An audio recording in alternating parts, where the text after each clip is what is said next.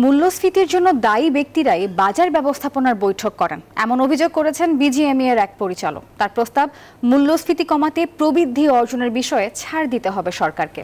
আর প্রস্তাবিত বাজেট নিয়ে জাতীয় প্রেস ক্লাবে গবেষণা সংস্থা র্যাপিডের আলোচনায় এমন পরামর্শ ব্যবসায়ীদের। সুনির্দিষ্টভাবে খাদ্যে মূল্যস্ফীতি কেন হচ্ছে সেটার সদুত্তর পাওয়া দরকার বলে মনে করেন অর্থনীতি বিশ্লেষকরা। ১.৫ বছরেরও বেশি সময় ধরে দেশে মূল্যস্ফীতি প্রায় 10% ঘরে।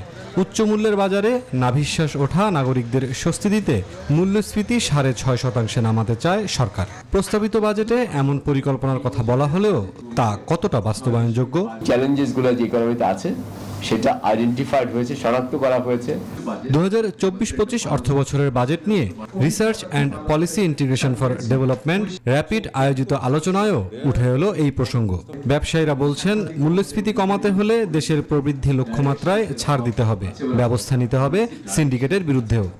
আনফরচুনেটলি যখন বাণিজ্য মন্ত্রণালয়ের মিটিং থাকে অথবা আপনাদের উচ্চ পর্যায়ের মিটিং থাকে, ওই লোকগুলো কিন্তু বসে থাকে।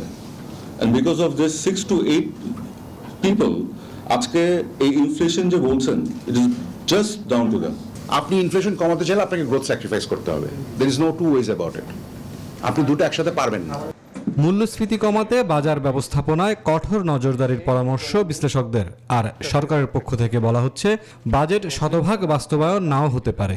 ফুড ইনফ্লেশনটা কেন বাড়ছে এইটার একটা সদুত্তর পাওয়া দরকার। আরেকটু খুঁটিয়ে দেখা দরকার সেখানে কোনো মার্কেট স্ট্রাকচারের ইনফ্লুয়েন্স আছে কিনা। বাজেট তৈরি করা, সেখানে ধরে নেওয়া হয়েছে, স্বীকার করে নেওয়া হয়েছে যে সকল লক্ষ্য বা সকল আশা পূরণ হবে না।